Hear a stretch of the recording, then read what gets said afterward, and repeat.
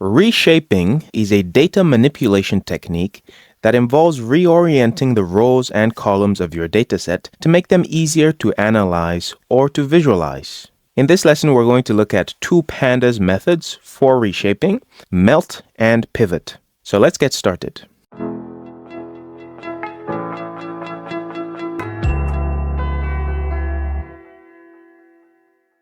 And here is our list of learning objectives. If you like, you can pause and read, but we'll come back to them at the end. So here I am in my Graph Courses Python folder on VS Code, and I'll make a new file and call it pandasreshape.qmd. And then I'll make a new section and call it imports or packages if you prefer. And let's import pandas as PD and plotly express, plotly.express as px. And now let's make a new section, call it data. And in here, I will paste in a bunch of code that reads in some data from the internet and also defines some custom data sets as well. So run these two code chunks. And now let's think about what do wide and long mean. So when we are reshaping data, we typically talk about wide data and long data. Let's see what we mean by those. To understand these, it's best to look at some examples. So I'm going to paste in a bunch of examples, but you don't have to copy these down because that will be a lot of typing. So here's an example wide format dataset. Imagine that this is sales data for 3 different products, product A, product B, and product C, over 3 months, January, February, and March. And here we can see that product A sold 100 units in January, product B sold 95 units in February, and so on. So this is wide data. Now what would the equivalent long dataset look like? Here is one way to make this dataset long. So now, instead of each product occupying a single row, the product is spread across 3 different rows, with each row corresponding to 1 month. And then all of these values here have been moved into a single column called sales. So take a minute to make sure you understand the relationship between these two datasets. Now here is another example with some other mock data. Here the observational units are countries, and what we have here is the long format. So for each country, we have 2 years, and then we have the values for those in a GDP column. So think about what this would look like if you made it wide. So when it's wide now, each observational unit is in a single row, and then we split the GDP into 2 columns. So typically in the long format, the value that you are measuring or that you're trying to illustrate will be in a single column, but in the wide format, those values will be spread across multiple columns. Now these 2 examples we've seen are both kind of time series data, because in the long format, each row is a new unit of time. Here, January, February, and March. And here, 2020 and then 2021. But these concepts of long and wide are not only applicable to these sorts of time series data. Let's see one more example. So here you have 3 companies, company A, B, and C. And then what we have is the number of employees in each of their departments. So HR department, sales department, and IT department. And you can see in the wide format, these number of employees are split across the 3 different departments, with each column housing 1 department. And here's the long format version of that. So now we've split the companies across multiple rows. And then the number of employees, which is the thing we're measuring, is just in a single column here, while departments are split into multiple rows. So here's a summary of long and wide. Typically in a wide dataset, each observational unit, in this case each company, will typically occupy only 1 row. And the repeated measurements are spread across multiple columns, while in the long dataset, each observational unit is spread over multiple rows. With all that in mind, here is a practice question for you. Consider this temperatures dataset that we created in the code earlier. Is this a wide or a long format dataset? Pause the video and think.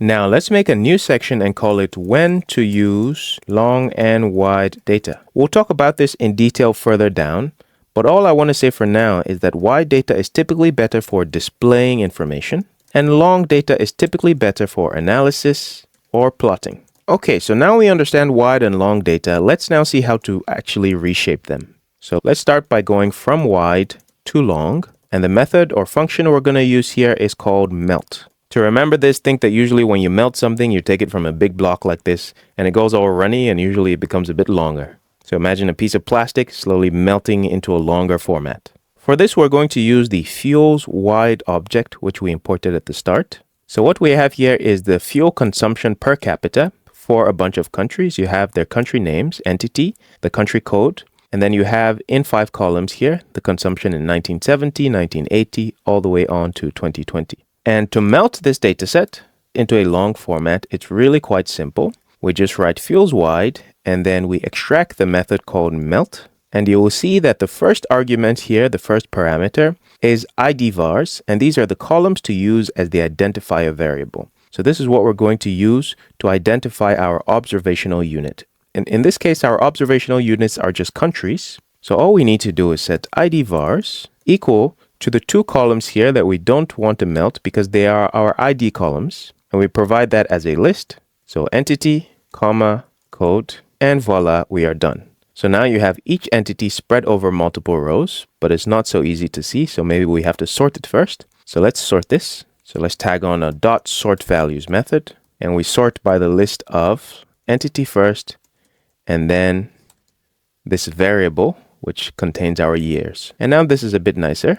So you can see for the first country, Algeria, we now have 5 or 6 rows, and each year is in a new row. And those values, the fuel consumption values, are all in a single column. So as you can see, the syntax is really quite simple. Now, it may be useful to give these more indicative names than variable and value. So let's see how to do this. I'll copy this code that I have so far.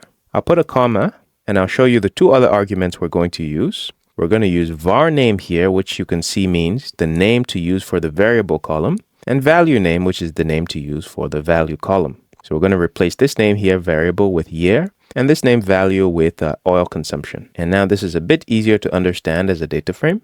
Let's sort it again so it's easier to see the long format. I'll copy the sort values method from above and paste it below. And instead of sorting by variable here, we're going to sort by the new name, which is year. So paste year, make sure it looks good. And let's store all of this now in a new object called fuels long. Finally, it may be useful to remove this y underscore from the beginning of the years and convert this to an integer so it's easier to understand. So let's do that in a new code chunk. I'm going to pull out fuels long and the year column, and I'll tag on the string replace method, and I'll replace this string y underscore with nothing, and then the as type method, and use the type of int, which stands for integer. And let's store all of that back in the original column, fuels long year, set this equal, and let's print out the new values. So now you have the year as an integer, so this will make it easier to understand and to plot.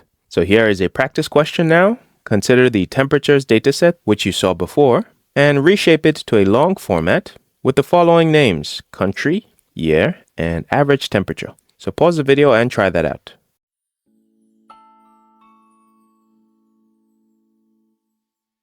And here is a more substantial question.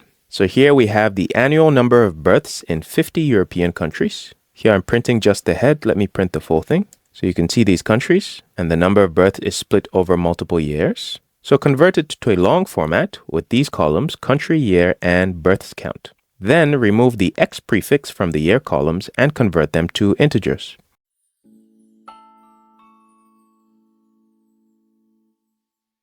Now let's make a new section and call it Using Long Data for Analysis. And here we'll try to explain this thing that I said above, which was that wide data is best for displaying information and long data is best for analysis or plotting. Now we're going to copy this fuels wide dataset, so Control-C to copy that. Let's go back down and paste it in a new code section. And as you can see in this wide format, it's easy to, for example, compare different years for different countries. So I can easily tell that Australia consumed much more oil than Algeria, for example, and twice as much oil as Argentina in that year. And I can tell that for most countries, their consumption from 2010 to 2020 actually went down.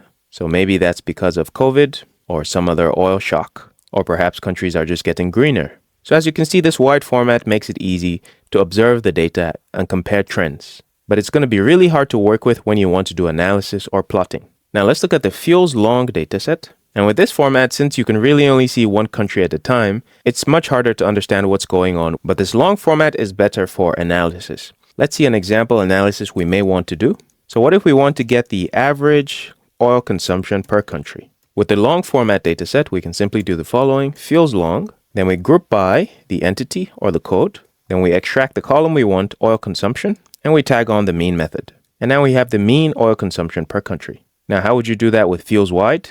You would need to do something scary like this. You get fields wide, then you subset to these columns here, quotes there, delete the spaces, delete that space, delete this space. Okay, and finally we can tag on the mean method, but this is not going to work just as is. We need to change the axis argument, so axis equal to 1, and I see that I have an error here. I forgot a comma. Okay, and finally we have the means, but now we've lost the countries. So to have the countries beside the mean, you need to do some extra manipulations, and I don't want to have to show you that right now. So now imagine if instead of 6 columns, you had like 20 columns. It would really be a pain, okay? So let's put some notes to explain what we're trying to demonstrate. So long data, easy to extract statistics. Wide data, not so much.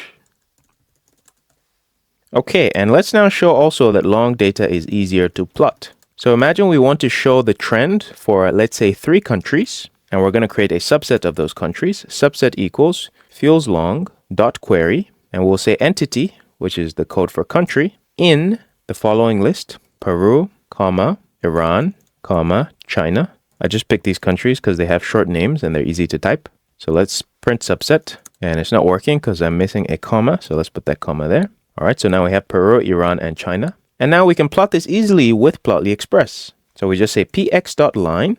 We're going to plot our subset. We're going to set x equal to year, y equal to oil consumption,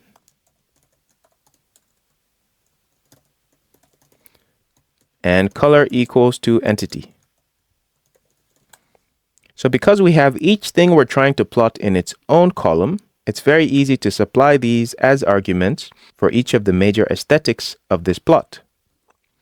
And if we plot this now, we can see those 3 countries: China, Iran, and Peru. Now, how would you make a similar plot using this wide data, fields wide? Honestly, I don't know. I don't think you can. I think you have to modify it somehow or write some very custom code using Plotly. Okay, so now you've seen why long data is easier to plot and easier to analyze. Let's move on to the next section and call it from long to wide with the pivot method, with pivot. And as a prelude to explaining this conversion, we're going to create our own long data set by doing some summary statistics. So let's look at the contracts data set here. And the contracts data set is data from the city of Chicago, and it's a bunch of government contracts that were given to different clients. And what we're going to do is create a quintessentially long data set by counting the number of contracts per state for each year. And we're doing this because I want to show you the kinds of situations when you run into long data. For very wide data, you'll often run into that when you consult some kind of external database or external table that you imported from somewhere. But for long data, you will often end up creating such data set yourself in the process of analysis. So we want to get the number of contracts per state per year. And for that, we're going to say contracts.groupby, grab the state column, and then we'll extract the year. So now we have the year grouped by state. And we can just tag on value counts to that. So now in this data frame, you have for each state in each year, the number of contracts. And we just need to reset the index to convert it back to a regular data frame. And let's store this as contract summary. So as you can see now, this is a quintessentially long data frame because you have each state, so the states are the observational units, spread across multiple rows, and you have the values that you're trying to count in a single column. In this case, the values are a number of contracts. Okay, so let's now see how we can convert this from this long format to a wide dataset using pivot. So here's the syntax, contract summary dot pivot. And let's look at the parameters that come up here in VS Code. The first one is the columns. So these are the columns that we're going to use to make the new frames columns. And in this case, we want each year to be on its own column. So we're going to set columns equals year. Columns equals year. I put a comma, and now I can see the other arguments. The next one is the index. This is the column to use to make the new frames index. And that's going to be our observational unit of state. So index equals state. And finally, the values. So these are used for populating the new frames values. And they're of course going to be these counts here. So we said values equals count. And now if we run this, we have our nice pivoted output with each year on a new column and the observational units of states occupying just one row per state. Since it has these two header rows, we can just reset index to convert it back to a regular data frame. And when you do that, by default, the index is renamed to year, but you can just ignore that. So this is not a real column. This is just the index that has the name year. Now, another way you could make this dataset wide, let's go back to our long dataset. Another way you could make this dataset wide is instead of having each state just occupy its own row, we could have each year occupy its own row. This is a bit less common, but it's useful to see how to do it. So let's copy this code, paste it below. And now we're just going to swap the index and the columns. So we want our new index to be the years. So we have one row per year, and the new columns to be the state. And see if you can visualize in your head what is going to come out when we run this. Now you have each year on its own row, and you have all of the states on their own columns. So now you have the basics of that. Here is a practice question. So you're going to convert the temperatures long dataset, and temperatures long is something you created yourself in a previous practice question. It should look like this. And you're going to pivot it back to a wide format. And the columns should be country, 1994, 1995, and 1996.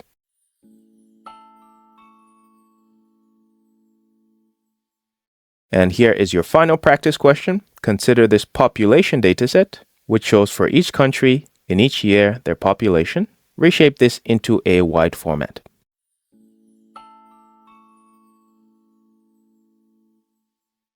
Now, one last thing I want to say is that what we have covered is really just the basics of reshaping, but there's very good Pandas documentation. So if you run into more advanced reshapes and it doesn't quite fit the paradigms of what I've shown you, that's okay.